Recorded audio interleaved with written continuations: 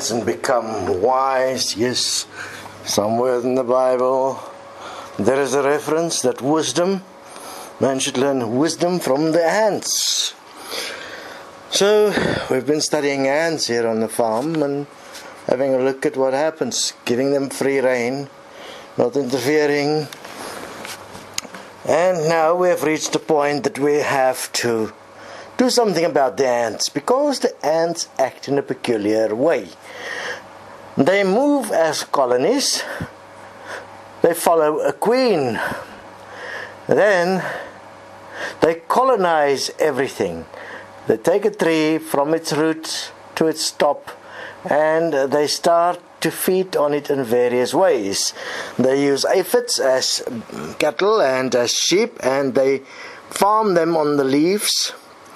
On the fig trees they make small incisions into the tree and the fruit, and where the tree is bleeding they then drink the sap of the tree. Slowly but surely they continue until the tree eventually dies. And in this process we have many trees that has died because of this. Once one tree is dead, they just move on to the next. Sounds familiar, doesn't it? They all work for one thing only. They have warrior ants and worker ants and the queen. And then they have population explosions.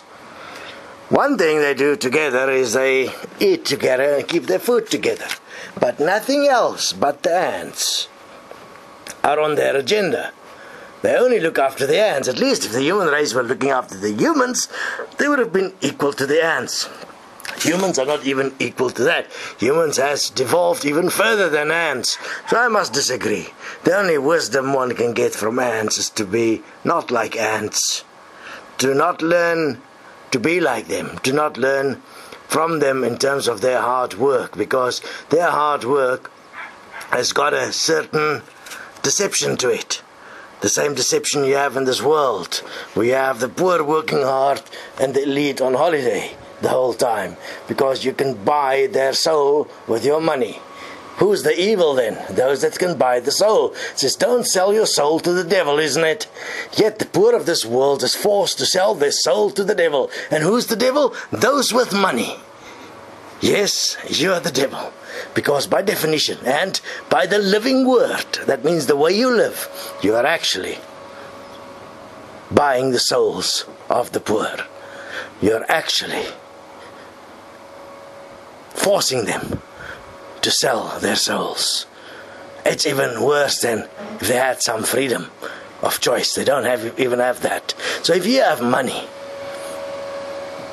and you have a home, and especially you youngsters that sit at home where your parents work, you don't even know where the money comes from.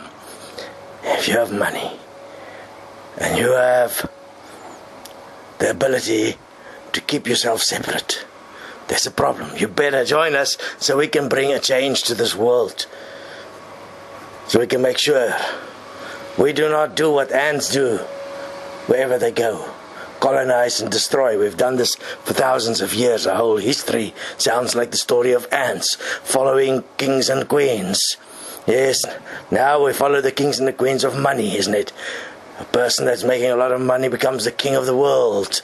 I'm on top of the world, I'm the king of the world, I'm the queen of the world. So I have money, I'm free to do whatever I want. I can pay for it, I deserve it, I worked for it. No, you didn't work for it. You deceived for it. You denied others their right of equality so that you can have it all. You found ways to deceive. You promoted deception, destruction, war. You promoted poverty. There is nothing to be proud of. In fact, quite the opposite. Strange that there is no shame, because if you were alive, you would have been ashamed. But first, the system in you will have to die.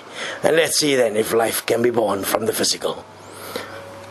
So, make sure you don't end up as an ant.